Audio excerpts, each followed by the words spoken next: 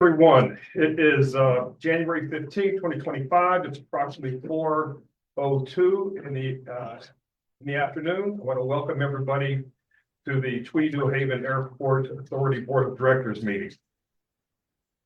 With that said, a couple agenda items in the chairman's report I'd like to discuss. First, before we kick off, I'd like to welcome Ken back. Hello, Ken. Hi, Ken. Thank you, Mr. Chairman. A point of personal privilege at this moment, if I may. Please. I just want to thank you for your visit to the hospital. I want to thank the board for the flowers, and I want to thank all of you for your concern and prayers. I'm on the road to recovery. I think I became a little more mellow during this time, the last 4 months. I know you missed my boisterous concern during the meetings. I promise to be a little more diplomatic, but it's nice to be back. It's great to see you all. And again, from my heart, I thank you, and I really do appreciate it. Great to have you back, Ken. Great to see your face. And if there's anything that we can do, please feel free to reach out. Yeah, And Happy New Year. Yeah, I'm done with my treatments. I'm on the road to recovery. It's going to take a little while, but we're there. God is good. That's all I have to say. Great. All right, with that said, moving on, I'd like to introduce a new board member, Judy Myson, or is it Miss Son? Your mic is muted, Judy.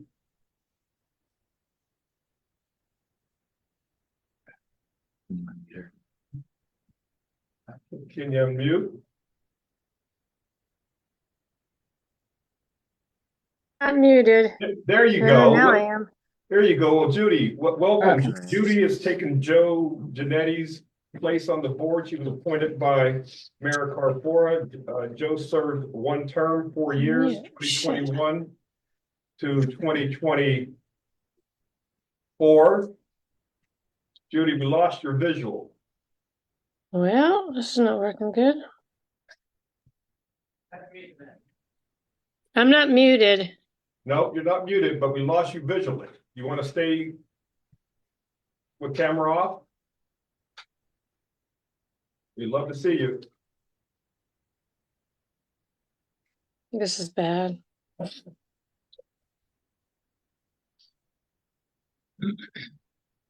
Well, we can still hear you. So while you work on your visuals, would you like to say anything to the board as you're introduced as a new board member?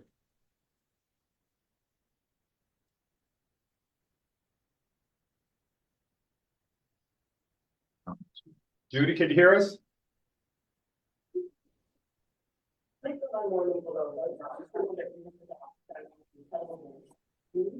Judy, Yeah, can you hear us? I could hear you. Yep. Okay, all right, great. We can hear you as well. Would you like to introduce yourself and say anything to the board as a new board member?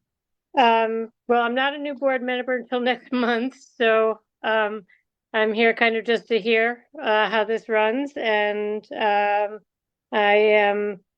think I've been living in East Haven, I forgot now, maybe 8-ish years, and have been following as best as I can along the tweet stuff, but mostly interested to start to hear how this works. I'm chair of the ZBA in East Haven. I'm on various committees, some of which I will be dropping to do this. Okay, well, welcome to the board.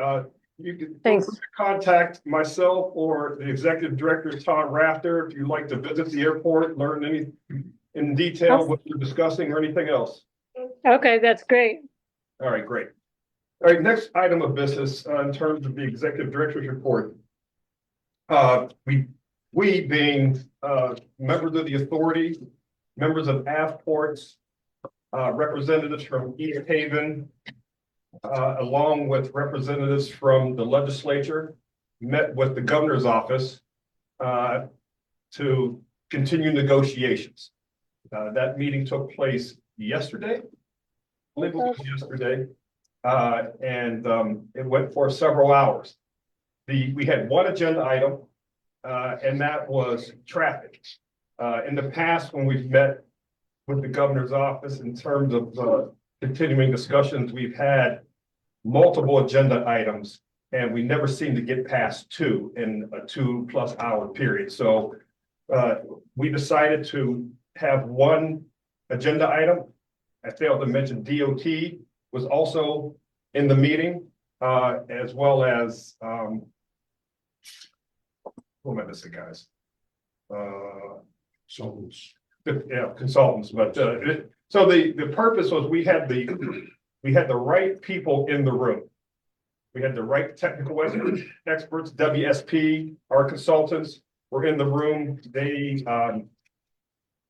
did a complete thorough analysis and review of the traffic patterns, the issues.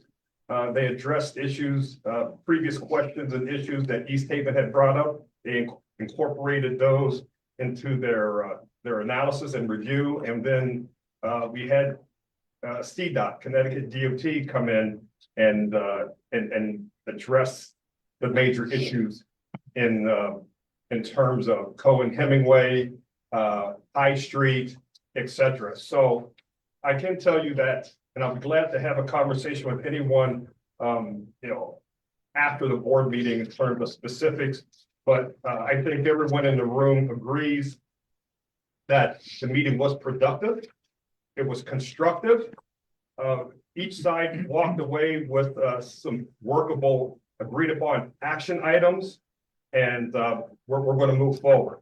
The next place sometime in the next 2 weeks, knock on wood, with the same group of primary partners, being East Haven, the authority, the governor's office. We're going to talk about public safety. That looks like. Make sure we have the right public safety experts in the room. We're going to invite East Haven PD, fire chief, police chiefs from both towns. We're going to have state executives, Connecticut State Police in the room. So that's the thought process in these ongoing meetings, is to make sure that we have the right experts in the room, besides the lawyers, besides everyone else, to address this issue. It's a top priority for the governor. The governor restated that this project is a top priority of his. So he's making sure that we have the right resources and accessibility to make this project move forward. Okay, so with that said, and excuse me, I failed. I skipped over something. Let's go back, if you don't mind. Let me first approve the minutes. Is there a motion to approve the minutes from last month? The motion has been approved. Is there a second? Second. Okay, the motion has been approved and second. Any comments or suggestions or corrections? Mark? None. Seeing none. Okay. Discuss the Seeing none, I'll ask for your vote. All in favor of approving minutes from last month? Aye. Any opposed? Any abstentions? Fantastic. I apologize for skipping that piece. So with that said, we've taken care of agenda item 1 and agenda item 2, being the minutes and the executive and the chairman's report. The third. Can I ask a question? Sure. Oh, absolutely. So questions from the board are now coming from Mark Scussel related to the governor's meeting. Mark? yeah, so you mentioned that there was some, I guess, our consultants went and took a look at some of the questions that were raised. Was there any presentation yesterday by either side? Yes. Is that something that the board can get? Yes. Yeah. And then whatever the action items were, I'd like to see what those are too. Yes. Okay, that was it. Okay. So I'm sure I'll have more when I see what's presented. Okay. Hey, Robert. I hear you, Kevin. Kevin? Robert. Yeah. Hey, everybody. I see a question here from Melissa in the Q&A. Please fix the audio. Just letting you know, I heard that as well. Your mic, Robert, was kind of going in and out for a little bit there. So just something to take a look at. Okay. Can you hear me now?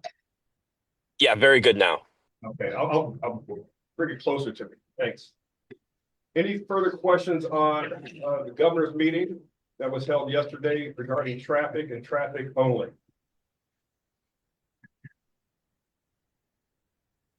Okay, great. Seeing none, executive director's report. Tom?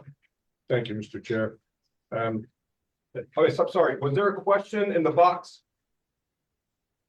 making some comment about the mic. Okay, great. All right, thank you. Sorry, Tom. So as many of you are aware, Tweed, like most airports over the holidays, as many airports throughout the country experienced some issues due to holiday demand. I'll let Jeremy speak to the details of, in his report. However, I just would like to bring it to the attention of the board that we are currently processing monthly now more than we have previous years. So we're doing more in 1 month than we have in the 12-month period in the past. So that he'll go through the details on that and some of the numbers and things. In terms of resolutions, there's a resolution on the agenda this evening for an agreement with Jones Payne Group for the next round of the residential sound insulation program. The agreement is in your packet. If it is not the final agreement, the only thing that we will be changing is we're working to verify that the required FAA contract language is in there. So we'll have that done before we execute the agreement. And it's FAA will fund 90% of that program. So that's the resolution. One other note, Chairman and I have an introductory meeting with Kevin Dillon and his replacement at the end of this month, as Kevin will be stepping down in February. Another note, you may have heard, it was announced that New Haven or Tweed New Haven Airport has been awarded just over $1 million for expansion of our aircraft rescue and firefighting building. This will allow us to more efficiently provide the required safety efforts we currently have in place. And we're greatly appreciative to all the folks involved, our legislative delegation, for getting us that funding. On the statistics, the PTS statistics for October are in your packet. They indicate a 30% increase in passenger employments over last October. Year-to-date employments are up 15%, and through October for a 12-month period, total employments were 554,351. That's my report. Thank you, Tom. Any questions for Tom? Yeah, I got a couple. We're gonna cover, so mentioned we got $1 million for the rescue equipment. We got it. It's for the building. It's just over $1 million grant we got from there. Okay, was that, so when you did the PFC application, was that what was in there for that? This is, I believe, in addition. Okay, so I'd we have to check do, it. we have to, well, that, the AFFF was on there, I think vehicles or something like that. Or Yeah, that's- maybe even the building was on there already. Right. Typically, what you do in your PFC is you use that to match whatever the FAA grant. So FAA funds 90%. Yep. You usually use the PFC to get the matching 10. Right. But we're mixing a number of different funding sources. This million, I believe, was from the bill. Which Okay, is separate from. separate from that previous one. It was like $980,000. Yeah. You just mentioned over $1 million. This is in addition to that, in addition to that previous one. Okay.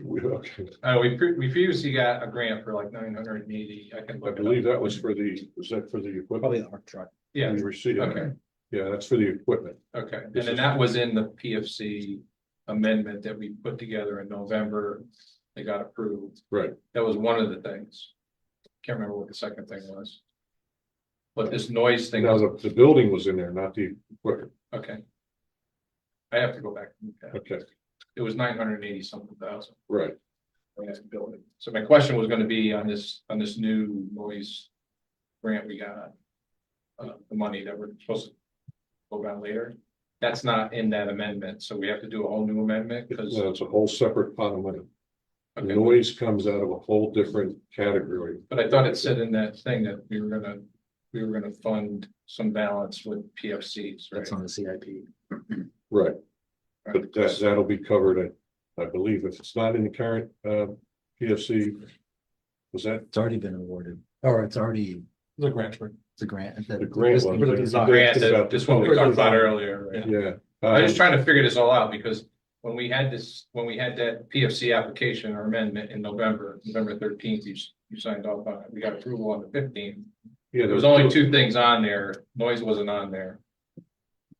I think it's already included in the existing It's in the- Okay, PFC. okay. in the That's CIP. why we didn't have to amend it. So, but I'll verify that. Okay, So you mix, we're mixing all types of funding. No, I sources understand, together. yeah, and when I went to the FAA website, there was three things on there, one was the noise, one was the 900 something For the truck, for the truck, and there was a third one, I can't remember. Second. I think it's a reimbursable agreement. Oh, it was a terminal, The terminal, it I'd was say a was 2 million 2 something that for the was real terminal. money, yeah. Yeah. Okay. Yeah, but want to make sure it's in the current POC. That's not POC. Oh, there's no POC. Just thought it said it on there, though, that we would Oh, be able to get It is, reimbursed. yeah, there's a Oh, 59 no, POC. it's no, it's the local shares POC. That's for noise. Yeah. That's not exactly the pilot. We need though. Yeah, if you explain to me after, but that's, Yeah, because the noise is separate. You mix the noise in the art building. okay, The art building.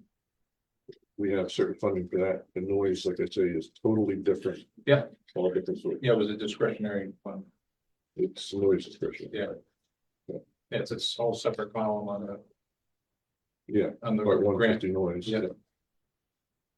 okay, But we'll. I was just trying to figure out how that tied in. The mix. We can send you the source and use to. That was all I had.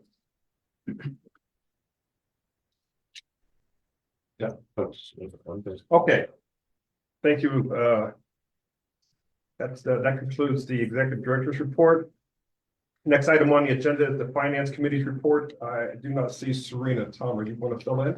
Yeah, I believe she had. Did she confirm she wanted to present this? She did confirm. Yeah. Right.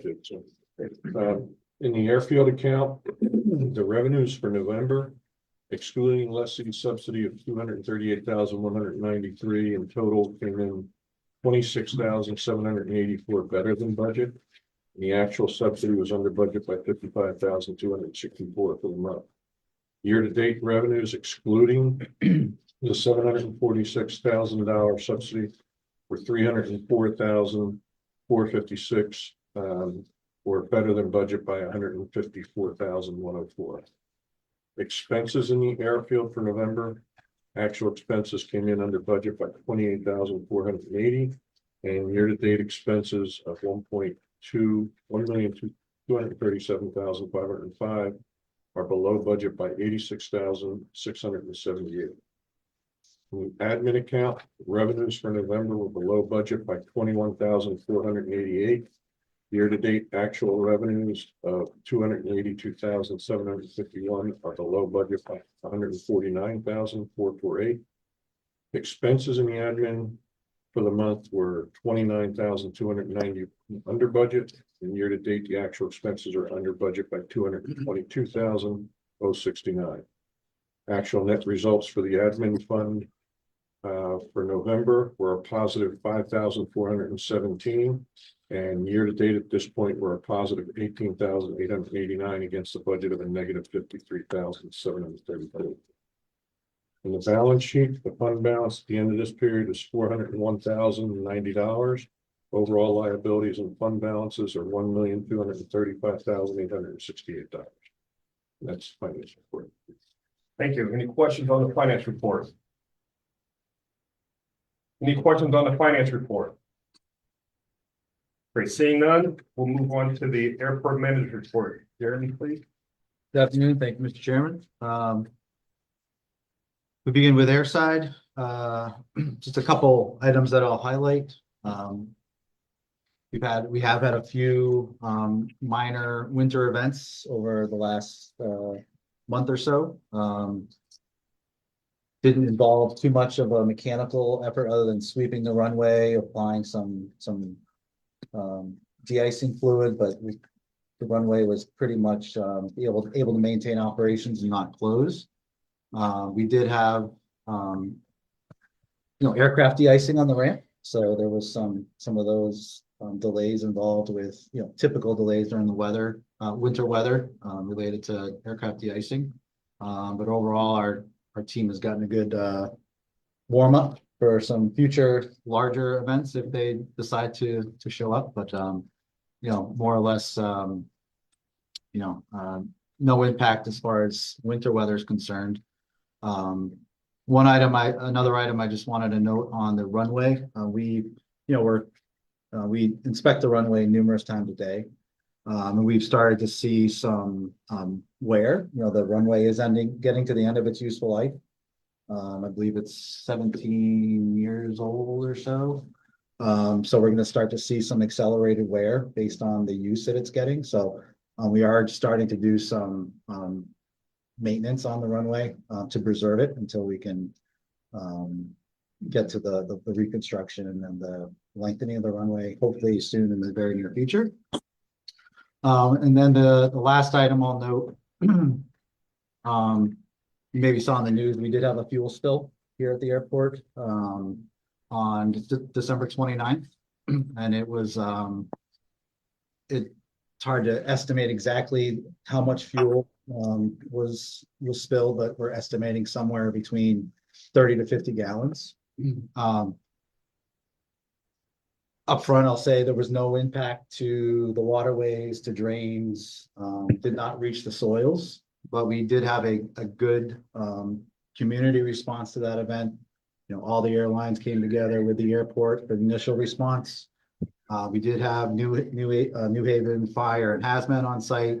We had Deep on site, and we also brought in Layden Industries who performed the final cleanup. So we appreciate everyone's support in that event. I can say that we did have a follow-up meeting with the FBO to try to determine what was the root cause, and it was after coordinating with their fuel provider and our team and the Robinson group, it was determined that the fuel truck was overfilled. So there was some fuel in a one of the valves that spilled as they were driving from the FBO to the ramp here. So it wasn't during an active fueling event, it was just the truck was leaking. So Robinson's assured us that they've taken corrective action, they've modified their procedures to ensure that a similar situation doesn't occur in the future. And there was 30 to 50 gallons in That's seems like an awful lot. It's not a lot. Huh? It's not a lot. No. Yeah, I mean, it's It's a decent size, but yeah, so all things considered. So the good news is that there was no environmental impacts. It was able to be cleaned up. We brought in the professionals to help us with that, and appreciate the support from New Haven Fire and Deep as well. So that concludes my airside portion. If there's any questions, happy to answer those. Any questions for Jeremy? Air operations. Anything on the fuel farm, temporary fuel farm? Yeah, so last update I've received from Robinson is they're installing their perimeter fencing for that location. So they've as of last week, they're installing their posts for the fence. I'm sure by now the mesh is up. And I'll be meeting with them later this week and get an update on the next phase. But I do, I'm aware that the temporary fuel tanks are available and ready to be delivered and installed. So I got all approved through the state and whatever agencies needed to approve it, or? Yeah, I don't know, Tom, do you want to touch on that piece of it? Sure. So, I think that, the key point there is that they followed all the relevant procedures and protocols related to moving that project forward. As far as it's specifically related to whatever kind of approvals or they needed and from what agencies. I wouldn't be able to give you the answer. I wouldn't want to get it wrong. But they've certainly followed all the procedures that they need to move the project forward. Okay, so I think last time we talked, it was with the state or with Yeah, East Haven, or not even heard anything since, so. Yeah, there was some confusion at that time because of some of the terminology related to, and they had submitted what's called an application, but it really wasn't an application. It was a request to modify one of the rules related to, I think it had to do with, a wheel on, one of the pieces of equipment. So it's a very nuanced, technical kind of administrative request that was called an application. And so when that had been submitted, It on appearance looked like that they had put forward an application for the fuel storage, but they hadn't. And then that particular request was also withdrawn in any scenario. So there are no active applications, and it seems they're able to continue to move forward with the project.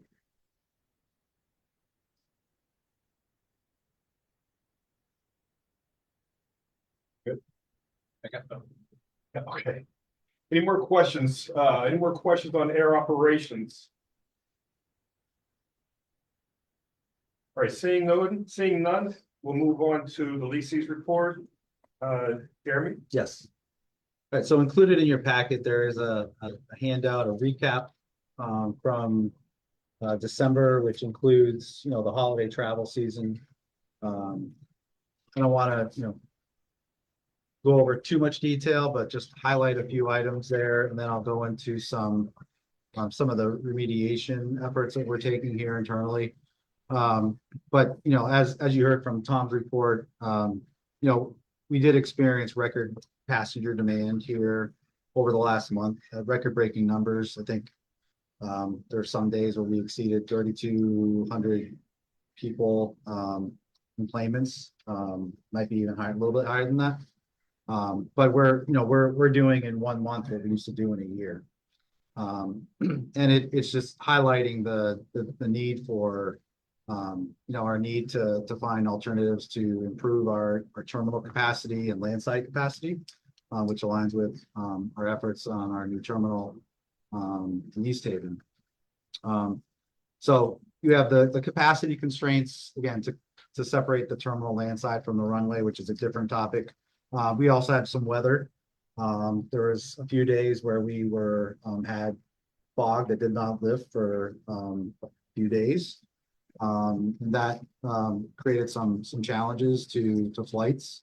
But it's important to note that during those events, 97% of scheduled flights were completed during the month, with just under 3% of flights were canceled. So factoring in, the challenges that we had, the vast majority of our flights were able to complete their schedule. Screening capacity, the TSA, they've been a great partner. And we've been focusing on collaborating with them to find ways to expedite throughput through the checkpoint. I'll go into that here in a little bit. But we did have a few instances, unfortunately, during the weather. We also had a couple windows where some equipment went down on the checkpoint, so we were down to 1 lane a few times, but they were brought back up very quickly by TSA technicians. And the peak wait times in the security checkpoint,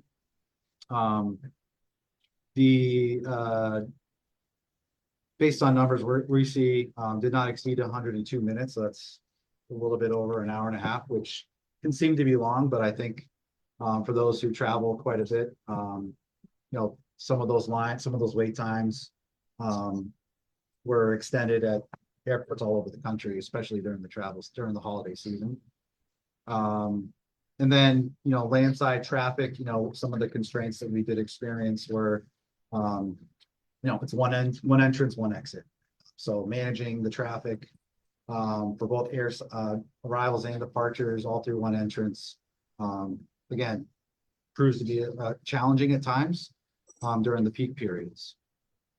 So during the holiday period, we did not sit idle. We recognized,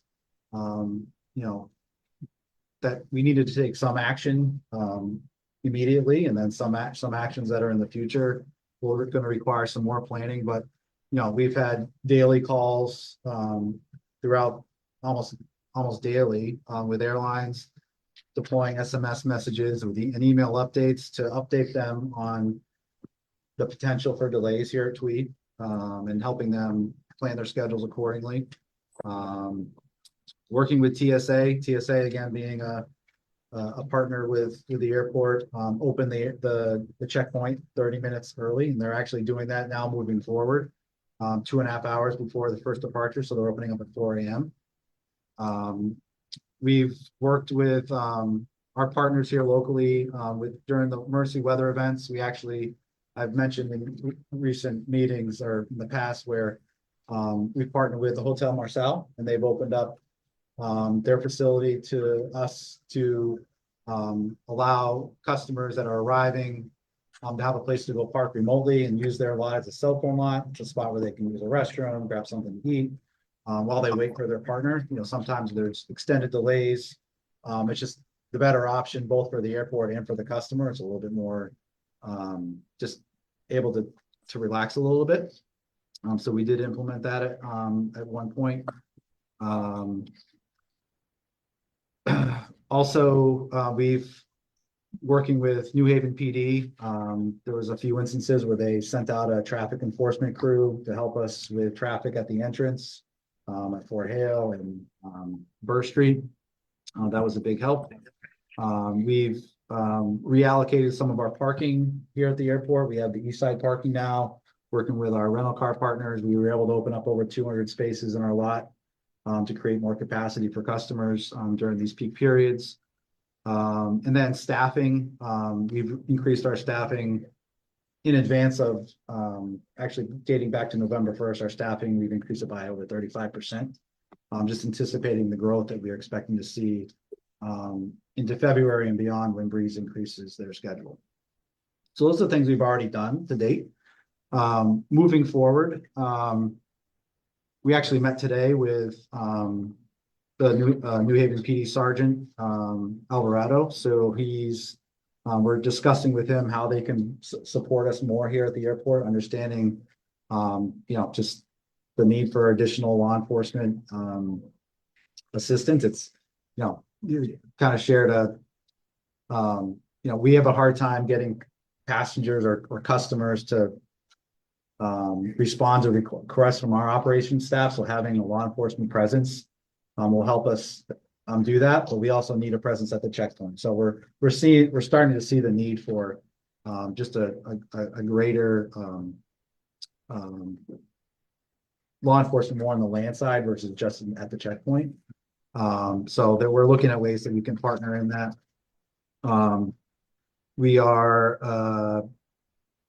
So we met with him today. Just wanted to highlight that. We're going to continue those conversations.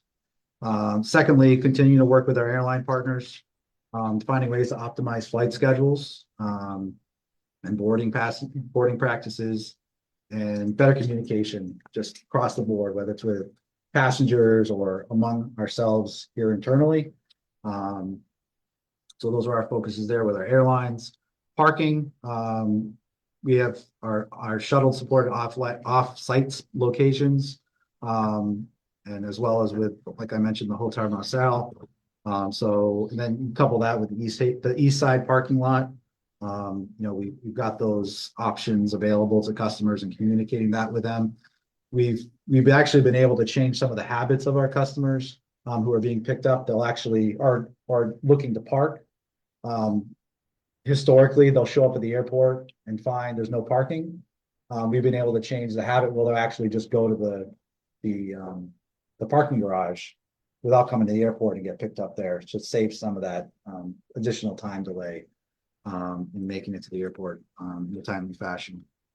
Continue to work with TSA on ways to streamline the security process and the physical improvements there, increasing the pre-check enrollment and evaluating enhancements for checking procedures for bags.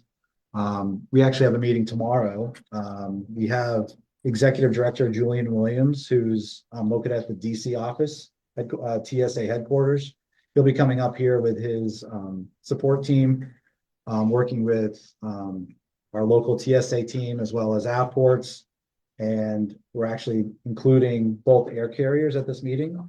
So we'll be giving them a tour and just meeting jointly to discuss how we can mitigate some of the concerns that we're all observing, right? So how can we better the overall passenger experience, but also make it a better working environment for our employees? So it's going to have to be a collaborative effort. We're looking at everyone to contribute And there's gonna be to have to, just a joint effort there.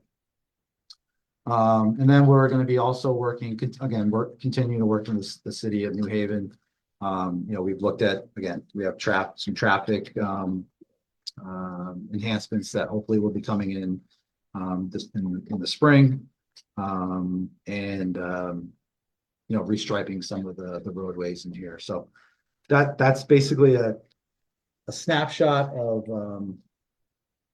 some of the efforts that we've taken to date, and then it's all hands on deck to solve for what we are looking towards into the future. Appreciate your support, and I'm happy to follow up questions on the land side. I have a question, Jeremy, how many more departures can we accommodate here? And if for capacity or something, how do you choose between each airline accessing those slots? That's a complicated question. I can say, and Tom, feel free to jump in, but there's a difference, Tom and I have talked a lot about this. There's a difference between airport capacity when you speak about the runway. Mhm. If you're just looking at the runway, you can fit a lot, you could have, Well, but go ahead. when you look at airports, there's various capacities. There's a runway, Mhm. there's the apron, there's a terminal, there's a curb, and there's a parking. When you ask the question, how many more operations? Again, it sounds like a simple question. Sure. What size aircraft? What's the frequency? What type aircraft? All those go into the mix. I think the key to your question is, how do you allocate those seats? And typically, and I believe this is, I don't want to, correct me if I'm wrong, but Avports deals with this. There are categories of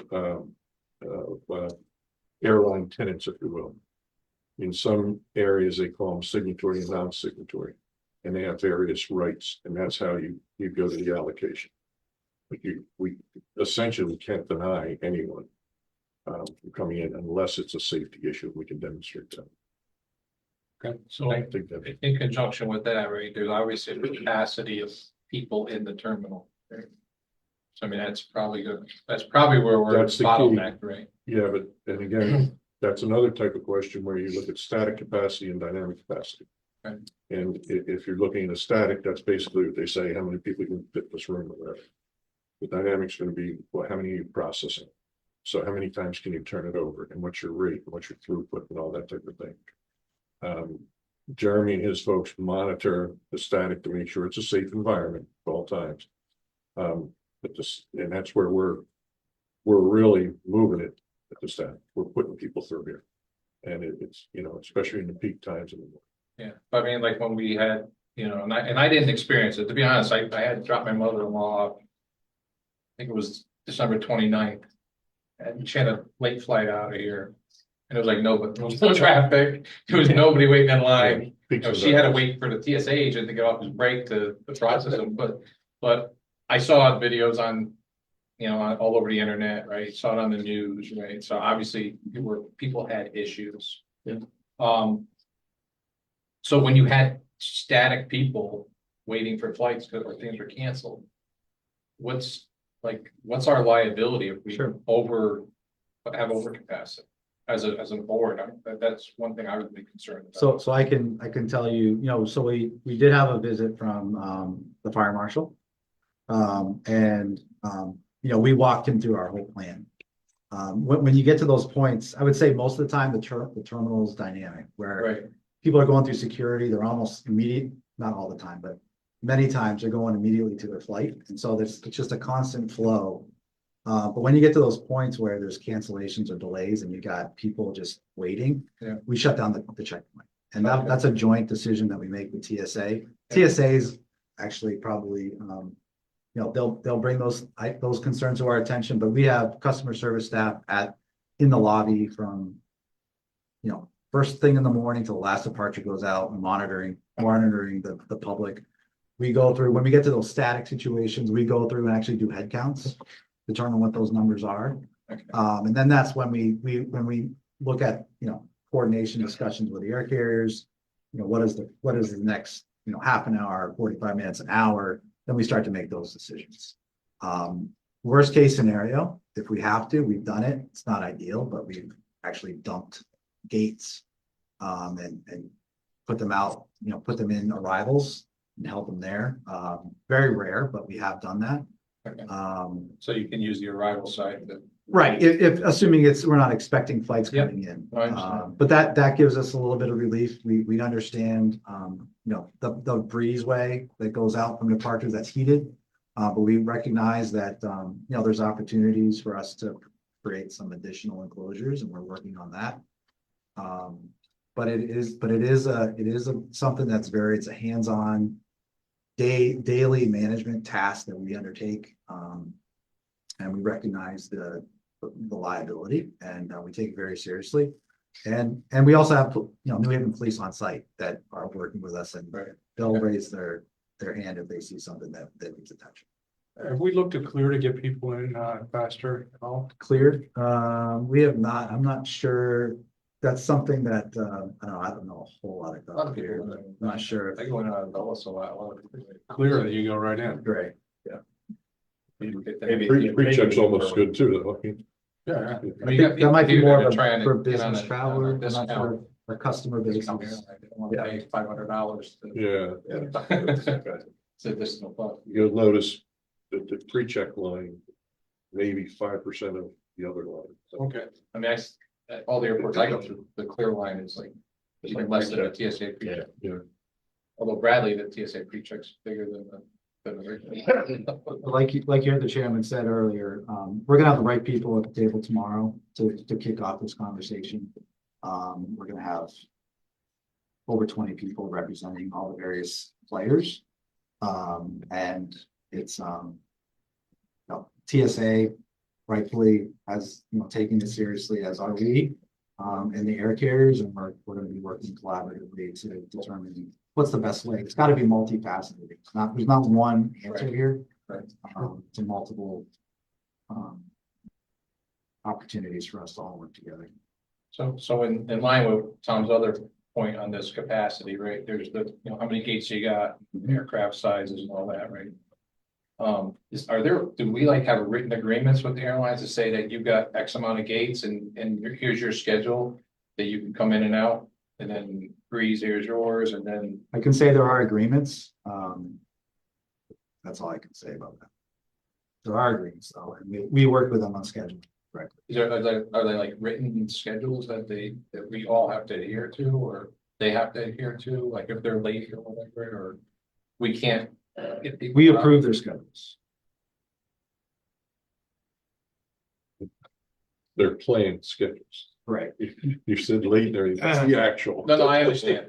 I understand that part of it. I just didn't know if you got some agreement with Bell that, they got so many slots, Breeze has so many slots, it's written down so that we know. And obviously I'm sure could be some contingencies, so if one's late or early or whatever, you can kind of play around with that, so. Well, and you established a department to try to help manage that too. Right, so we created we call it the terminal operation, or the ramp control, who manages the ramp, so pushbacks with the icing, pretty much the even flow of the ramp, we manage that directly so that when there are delays, we can address those the best we can. Now, I can't say it goes smooth all the time because Right. it gets very chaotic when you factor in the weather and trying to turn planes quickly. But we did create that specifically for the anticipated growth that they're seeing today. To continue to improve on that.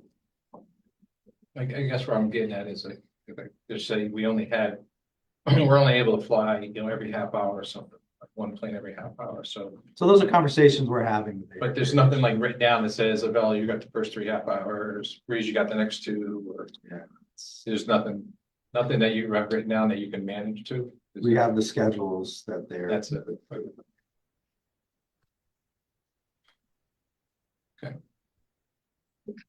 Any more questions? Mike, did I see you? No? Any more questions for Jeremy? Or any more questions for Jeremy? And let me just restate, 900 million passengers TSA's busiest travel season on record. So I have to applaud airport operations. They have a plan in place. They continue to revise that plan with critical partners in preparation for what may be coming in the spring, during spring break. So it's a live plan. Obviously, we have, as Jeremy stated, we have principals coming in from DC and other agencies that'll have a roundtable discussion in our little airport here. DC's coming to be present to give their expertise and resources. So that ought to tell you the weight that Tweed has and the visibility that Tweed has all the way down to the hollow grounds of DC. So I don't want to understate it, but airport operations is on top of it. And I mean, I think I'd add that, I asked a bunch of questions and I think in your briefing, you answered most of them already. It sounded like you guys had a plan, right? Been talking about this since like June, right? You've been talking about it. It sounded like you had a plan in place. My question was going to be, hey, what went wrong, right? And what lessons learned? And it sounds like you guys are already addressing that. You're having meetings. So I mean, I applaud you for that. So you answered probably that 10 other questions I had. Sorry. Great. You good? That's it. Yeah. Great, fantastic. Any other questions? One more time. Seeing none. Great discussion. Community engagement report. All right, it's nice to see everyone again and wish you all a happy new year. I wanted to thank everyone that helped make 2024 such a successful year. And I think I'm now just roughly at 7 months into this role. And I just wanted to express how grateful I am to everyone for the opportunity to work with you and looking forward to carrying that all into 2025, along with some of the exciting partnership opportunities that we've undertaken over the last year and some of the more that we have in the works. And so on community partnerships, I'm excited to share that we've partnered with East Haven's Hageman Memorial Library, and that's to support and sponsor their monthly film nights, which is a popular community event that brings together residents of East Haven in a very meaningful way. We're also glad to join the Friends of the Hageman Memorial Library as a corporate member to help further support the library's important services and programming, which are vital to the community. And then on community meetings and outreach, over the past month, we've continued to engage in thoughtful one-on-one and group conversations with neighbors on a wide range of issues. These discussions help us stay mutually informed and ensure we're all aligned on many of our ongoing projects. And to that end, I encourage both board members and those who have dialed into the Zoom to continue to reach out to me or for the first time if you haven't already. On one of the more substantive updates I wanted to share regarding our efforts to monitor and address noise concerns. So this is a critical issue and one that we certainly recognize. We take noise management very seriously, and with Tweed's growth, as we've talked a little bit about here, I mean, we are doing in 1 month what we used to do in an entire calendar year. And so parallel to that, we're actively working and developing a comprehensive approach and laying the groundwork for the eventual hiring of a dedicated noise coordinator who would oversee a noise office and all the related responsibilities that come with that. But to that end, in the meanwhile, to build that foundation, we've launched last month WebTrack, which was followed shortly after that by the Airport Noise and Operations Monitoring System, otherwise called ANOMS. So these systems provide real-time data on local aircraft activity and noise levels, and they include 2 portable noise monitors to help track and address the impact of noise. So in the coming months, we'll continue to move these monitors around to collect some baseline data. And this data will be essential in helping us better understand the overall noise exposure to the community. And then further down the road, help inform the conversation as we work to establish a community roundtable alongside the FAA. So this forum would bring together local residents, community leaders, and airport representatives to discuss airport operations related to noise. And with the involvement of the FAA, these roundtables will help promote open communication, gather community input, and ensure local perspectives are considered when exploring some noise management solutions. And so just to recap those two pieces, so we launched WebTrack, which is an online dashboard. And in that dashboard, you're able to see local aircraft activity, as well as noise monitor readings. And then parallel to that is the two noise monitors, which are integrated into that dashboard, which right now we are moving around airport property to collect some baseline data so we can understand that issue.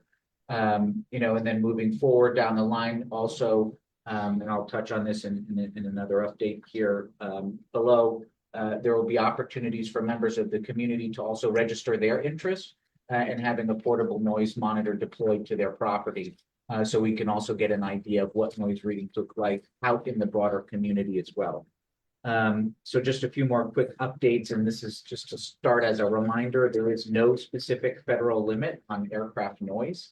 Aircraft noise is regulated by the FAA under Federal Aviation Regulation Part 36. And so these deployed noise monitors are a tool to help us better understand this important issue and inform that eventual creation of a roundtable, which is just another vehicle for us to look at some noise mitigation procedures. So we've also launched a new page on our website. It's accessible via the top banner titled Noise. So if you go on flytweet.com, at the very top of the website, there will be a button called Noise.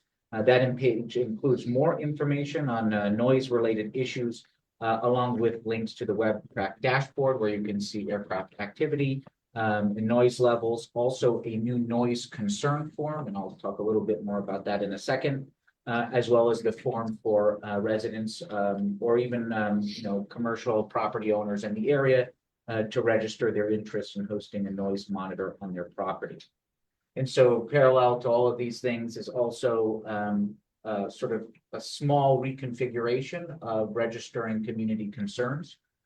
So as we roll out WebTrack and the portable noise monitors, I kindly ask everyone to register noise complaints via that form. So that noise concern form would come through WebTrack. And then for other general airport inquiries or concerns, to use VOC, which is what we've been using in the past. So we are transitioning away from VOC for noise-related concerns and towards WebTrack. And I've made updates to the website to reflect that new user experience without changing it too much where things get lost in the shuffle. And so with that, and as with other issues, if there are any concerns or questions related to this program, certainly welcome everybody to reach out. I'm certainly happy to answer questions now or down the road. Otherwise, that concludes my report, and thank you all for your continued support, and I look forward to a very great 2025. Great, thank you, Tom. Very detailed. Any questions for Tom? Yeah. All right, Mark. Is there any plan to put in place some permanent noise monitoring stuff like you guys have done over at Westchester Airport and stuff like that? Yeah, I think that's certainly a conversation that we would have, sort of in a phase 2. Really, this first phase is just getting these monitors out there, understanding where some of the larger concerns, and then, as this program continues to develop, and as we build out the noise function of our airport, certainly a worthwhile conversation to explore. Okay, and then I know you addressed it last month, but no more progress on the noise mitigation versus FEMA restrictions. Oh, yeah, no progress on that front. Okay, and then I've asked about this before. The VOC, is there a report like the board could see as to what we get in and what we're addressing? A great question, and something that I forgot to mention in my report. So at future board meetings as well, we'll look to provide a more regular reporting on those noise concerns. Where are they coming from? How many are we getting? Include some information on our responses as well. But I think most, the most insightful part of the report will be just so we can understand what is the total duration in the day of noise exposure. What are those decibel readings? How do we understand and really look at what those readings mean? And then also kind of contextualize that a bit in relation to other noises that we might experience during the day. And the portable noise monitors that we have out are very sophisticated. These are industry recognized noise monitors, and they are able to discern the difference between what is an aircraft related noise and what is a community related noise. So a leaf blower, a car honking its horn, you know, a motorcycle driving by.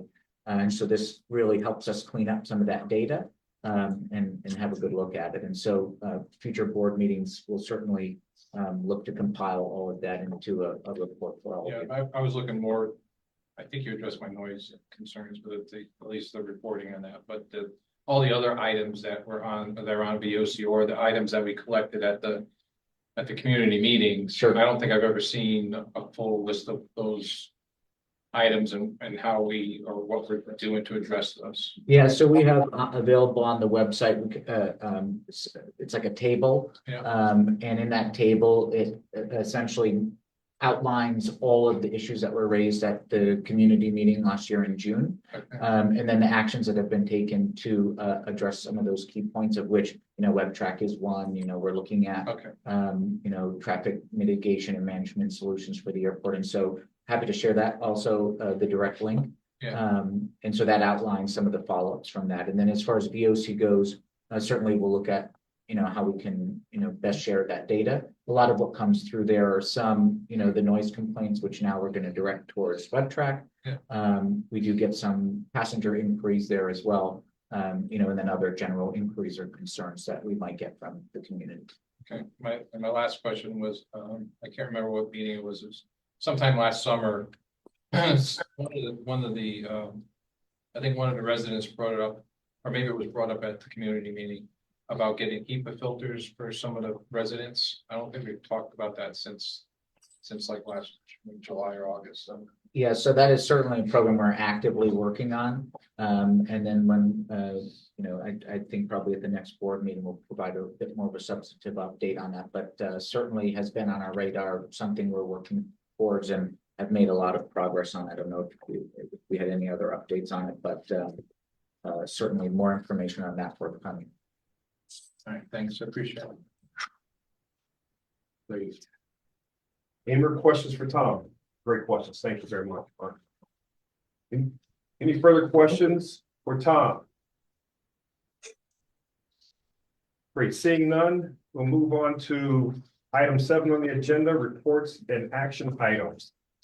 Under reports and action items as outlined by the executive director, we do have a resolution that's in your board packet, resolution 618.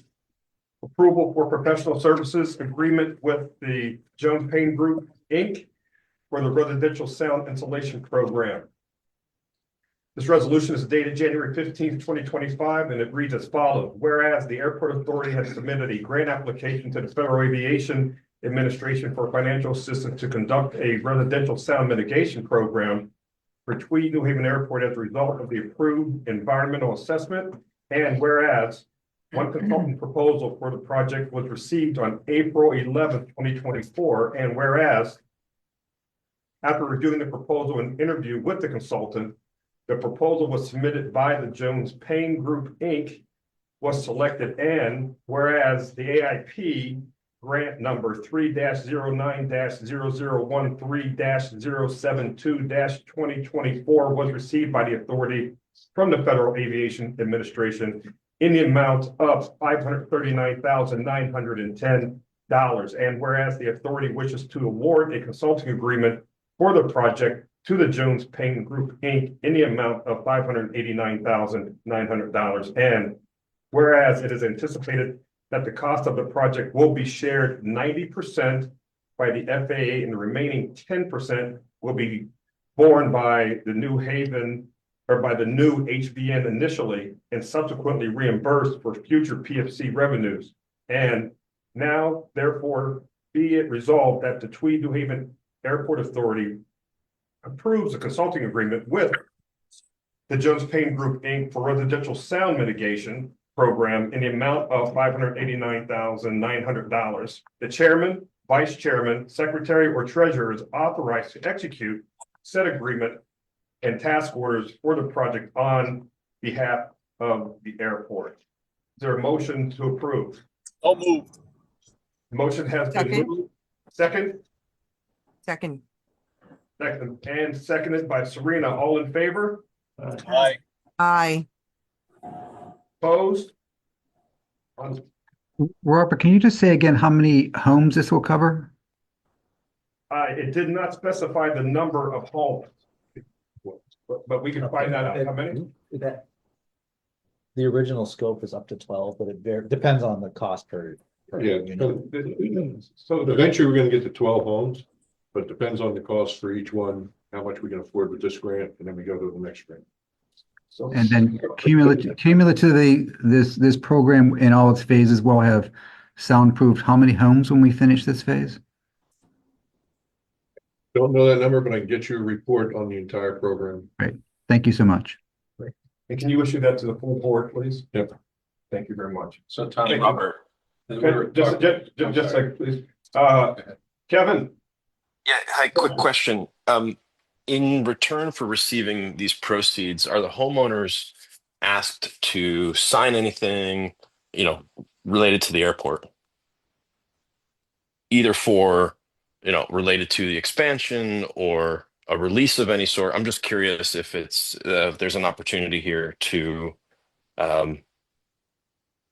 kind of benefit the strategy and the mission of the airport. so the question is, are the homeowners obligated to sign any agreements as a result of receiving these home installations? I don't have the answer to that. So I believe there's an agreement, but it's somewhat limited on what we're allowed to do, because it's funded through FAA. It's not like we can say, hey, we're gonna give you this, but you can't complain or something. So it's a standard agreement that is used across the country that Jones Payne and other airports have used to. So if you didn't hear that, it sounds like there's a general agreement that blankets the coverage of the funds and the installation of the program driven by guidelines outlined by the FAA. Nothing more specific than that. It's a general agreement the FAA issues that they use across the country, Kevin. So you have- Okay, thank you. You can get a copy of one, maybe, I'm sure we can try and look for it. maybe just. That'll fully answer his question. Sure. We'll look into that. Any further questions regarding the resolution and voting on this one particular item? Yeah, I want to go back to the PFC thing. So Tom, you think the PFC for noise is in the original, that's why it wasn't in the amendment, I believe so. because it If does it's- mention it here. So Either way, it's gonna be funded by the new HVN. Yep. And they'll either, you can do another amendment and add it. Okay. or it'll go out to the next one, the new one that we're preparing now. So eventually they'll reimburse themselves through a PFC process. Because the last time we did the amendment, that went out to March of 2026, so. But I guess you could do an amendment anytime. You can take them all the way out. Okay, Yeah, we have the next application is gonna be quite large. that was just where I was trying to understand. All fit in, because it wasn't in that amendment, but. If like you're saying it's in the original one, then we can add it later. I'm good. Any further questions? Okay, let me ask for your vote one more time for the record. All in favor on the screen, raise your hand and then. Opposed? Any abstentions? Motion passes. Thank you. Line items number 8 on the agenda is other business. Subject of other business on the agenda. Yes, I Mike. don't know if this would come under other business, but could you clarify the protocol for board members giving statements to the media?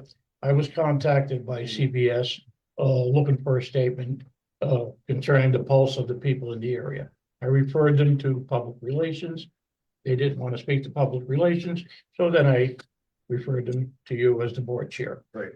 So is this the protocol that we should be using? Great question. I haven't gone through referred to the guidelines, the board guidelines in terms of addressing the media.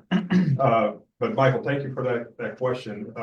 Over the holidays, especially with the peak travel times, several board members were contacted by the media to provide statements on traffic, congestion, etc. I was able to contact several board members and ask for those. In the future, if any of media contacts do come your way, please direct them to myself and or Andrew King, will speak on the behalf of Apports. I don't think there's guidelines that are that says you cannot speak to the media, but the chairman should manage those media contacts and remarks in speaking for the authority, and Apport contacts should go to Andrew King. Any questions or any issues regarding media contact and statements? I appreciate your cooperation on that in the future, so thank you very much. Thank you, Mike. Any other questions under other business? John? John, you're off mute.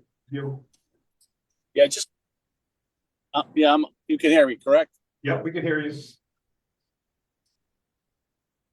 So just a comment. I had some friends travel, was very busy. I'm going to give you the other side.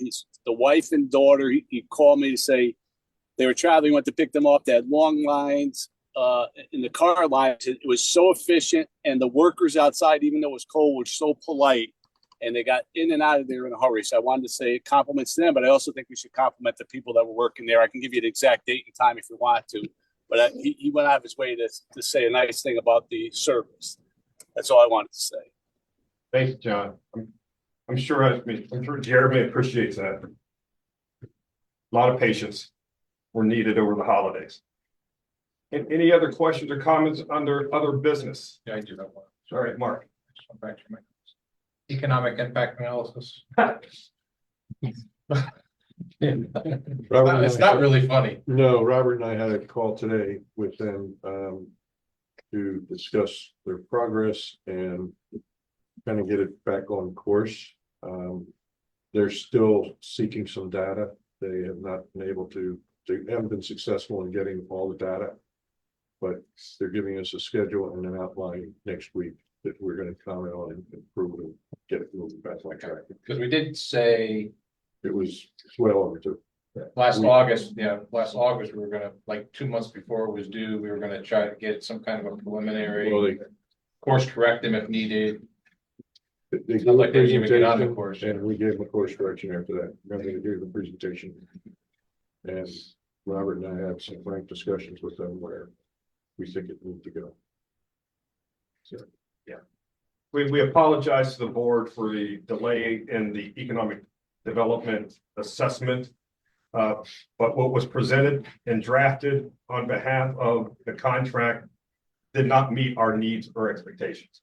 So as Tom mentioned, we had a conversation, frank and direct conversation with them today, and they are going back, starting off from scratch, but they're going to deliver an outline, as Tom mentioned, to the executive team and to Tom, so we can ensure before they go down the proverbial rabbit hole that they're meeting the needs that we want them to meet.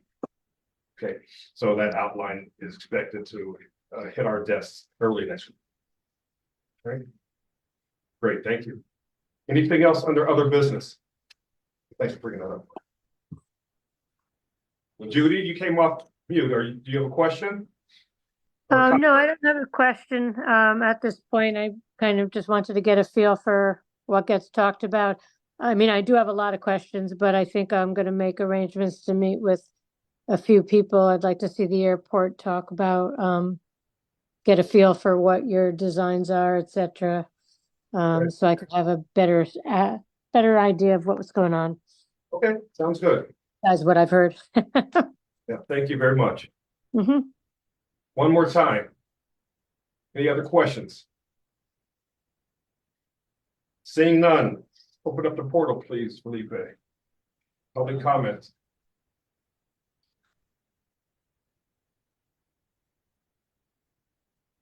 Good afternoon, Gloria Bellachico. How are you? Happy New Year. Hi, Happy New Year to you too. Welcome back, Ken. It's really good to see you. So Gloria Bellachico, 300 Lighthouse Road, New Haven, Connecticut. I wanted to thank Tom Cavalier for giving me a tour of the airport. I cannot believe I went on a tour. It was very, very impressive. And as always, I appreciate the communication between him, neighbors, and as well as Andrew King. That's the good stuff. The bad stuff is you guys knew way ahead of time that this could possibly be a shit show for the holidays. And while you did really, really well for your passenger count and airplane takeoffs and arrivals, that's great. But you turned our neighborhood into a complete disaster. You should have been better prepared. The police, like you guys have been talking about this for months ahead of time. The traffic was nowhere to be seen, the traffic department. I didn't see any police officers just at those 1 or 2 days by Townsend and Burr. Let me refer to my notes as other things.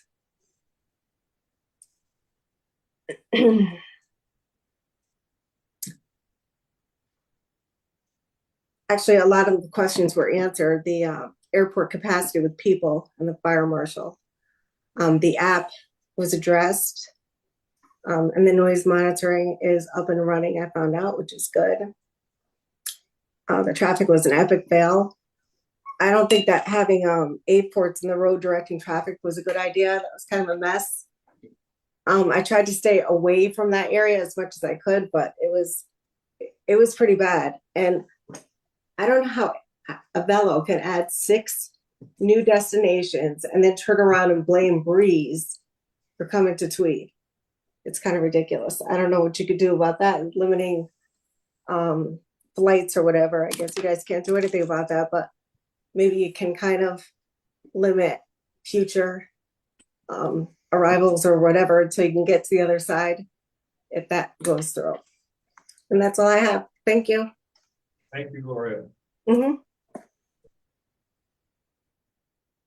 Thank you. Good afternoon, Michael Giordano. Happy New Year. Name and address, please. Michael, can you hear us? How about now? Can you hear me now? We can hear you now. Okay, I apologize. Michael Giordano, 800 Uno Lago Drive in Juno Beach, Florida.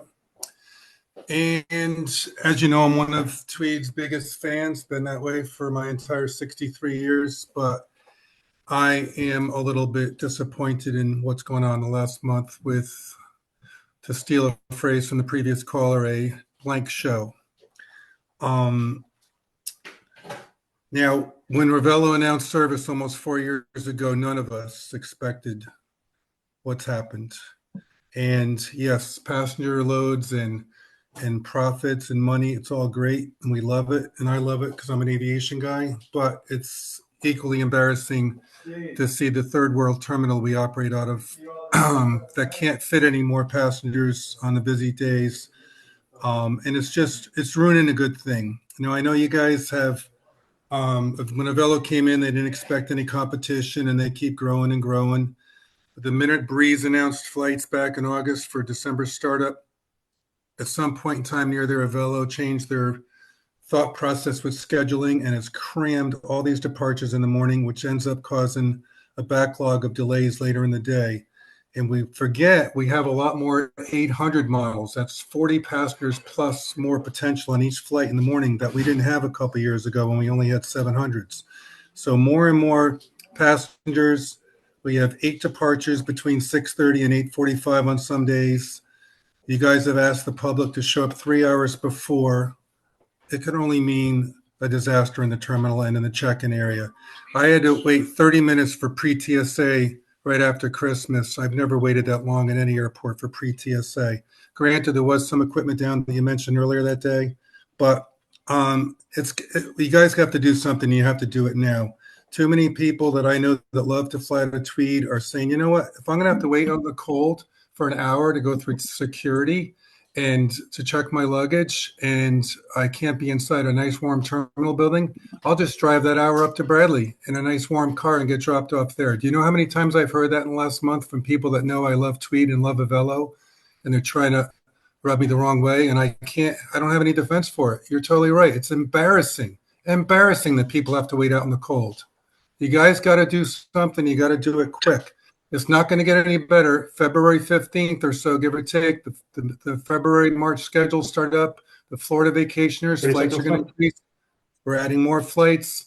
It's not going to get any better. And then that 2 to 4 p.m. afternoon gridlock at the airport with arrivals and departures. You get there 3 hours before, you still may not make your flight trying to find parking. It takes a half hour to get your parking space sometimes. You guys got to do something quick.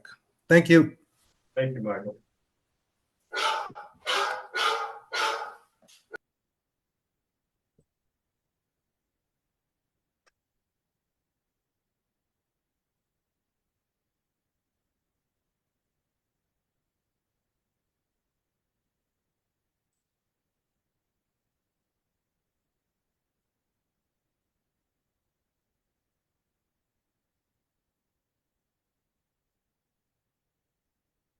Oh, sorry, Tony. No worries. I'm sorry, It's just Tony. And in fact, an opportunity for. I thought about you, but I didn't forget about No you. worries. Tony, please. That's Happy New you Year. forget about.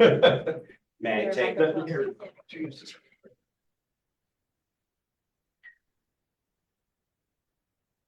Excellent. Tony Laurenti, Airport Liaison Representative on behalf of the Airline Pilots Association. I can give you the address now or shortly thereafter.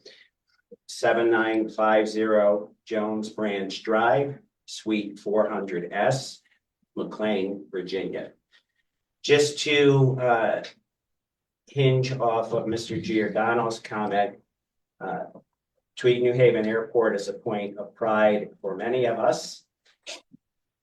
There were certainly hiccups, areas of perceived needed improvement, no doubt.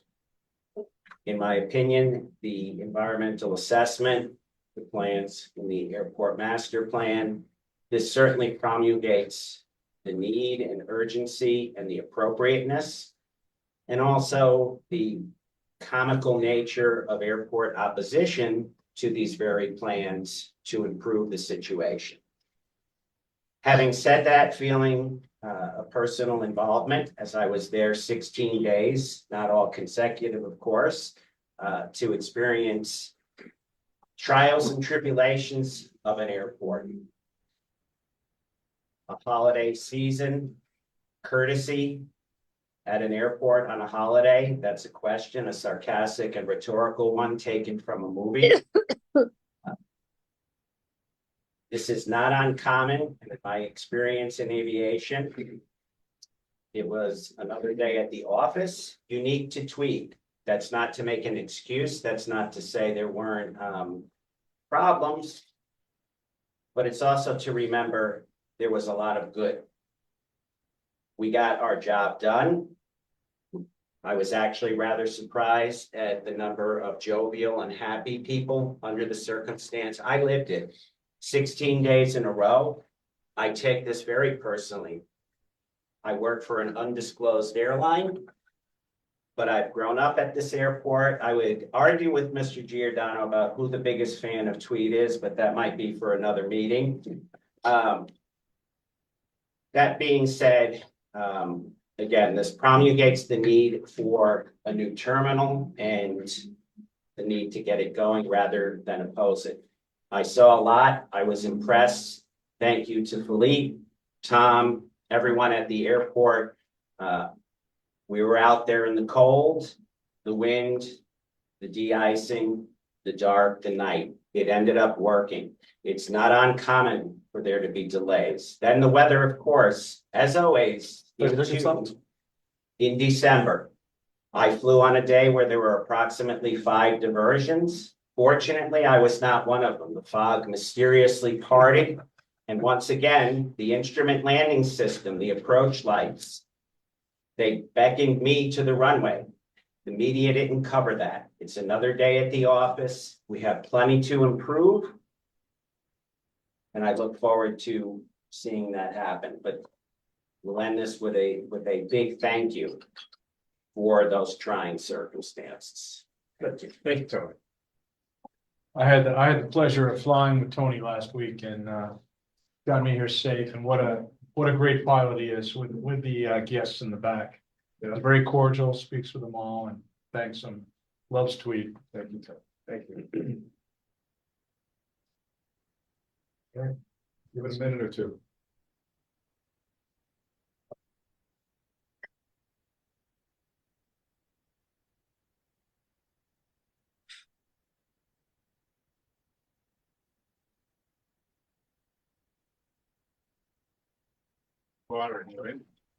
Joe Giordano, back again. State your name and address for the record.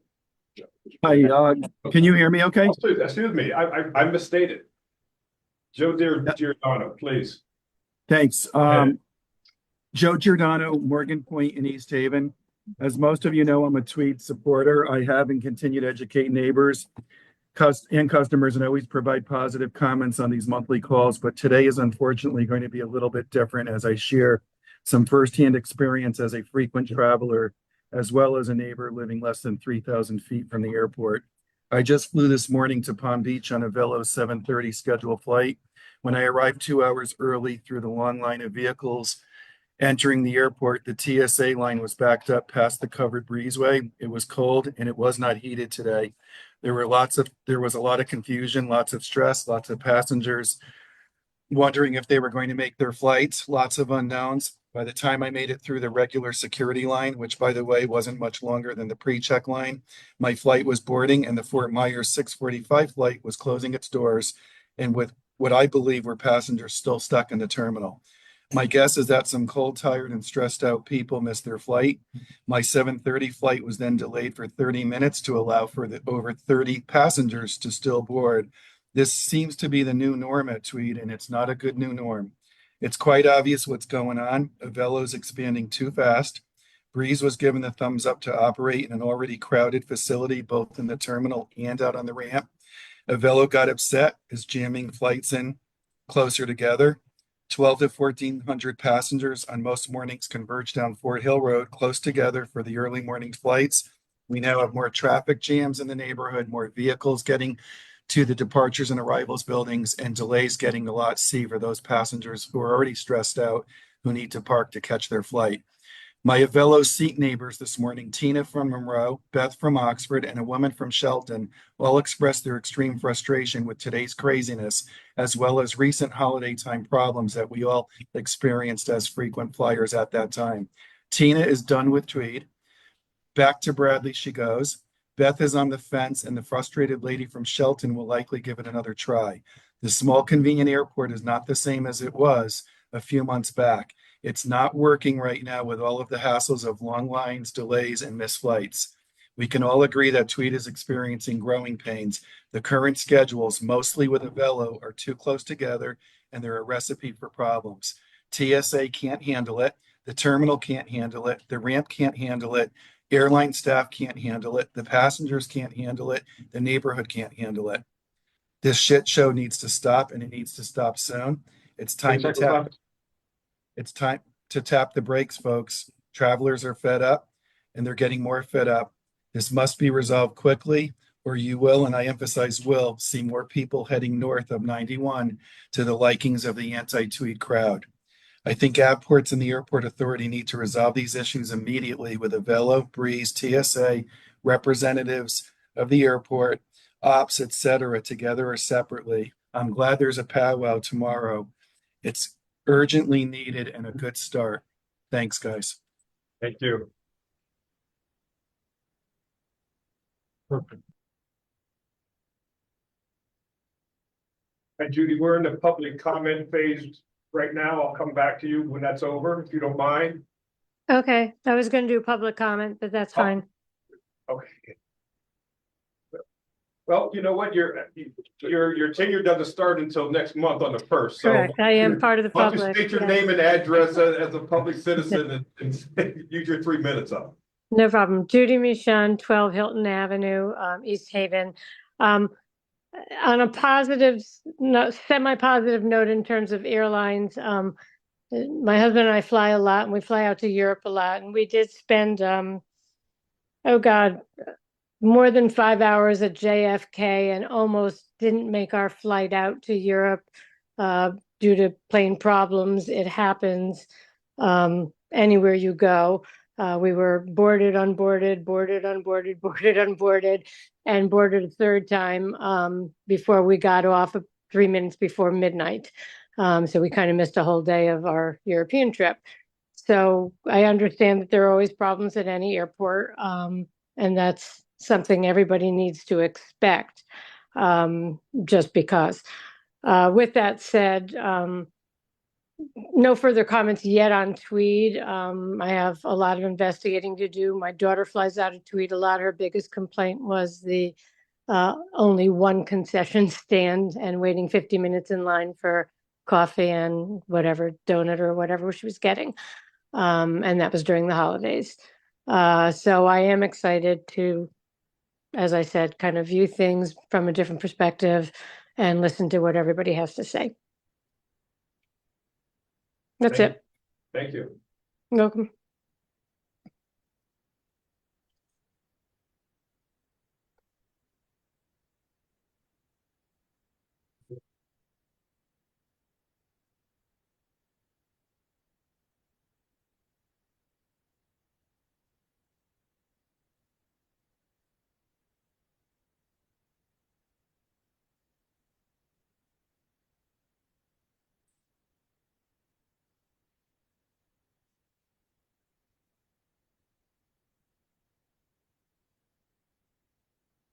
All right, seeing no other public comments or anyone else in the queue, we'll close public comment portion of the meeting, Felipe.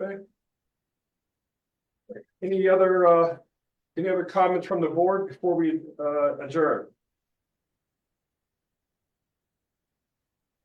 Seeing none, may I have a motion to adjourn, please? Okay, Michael, motion second by David. All in favor? Aye. All right, that closes the board of directors meeting. Thank you very much for attending. We'll see you next month. And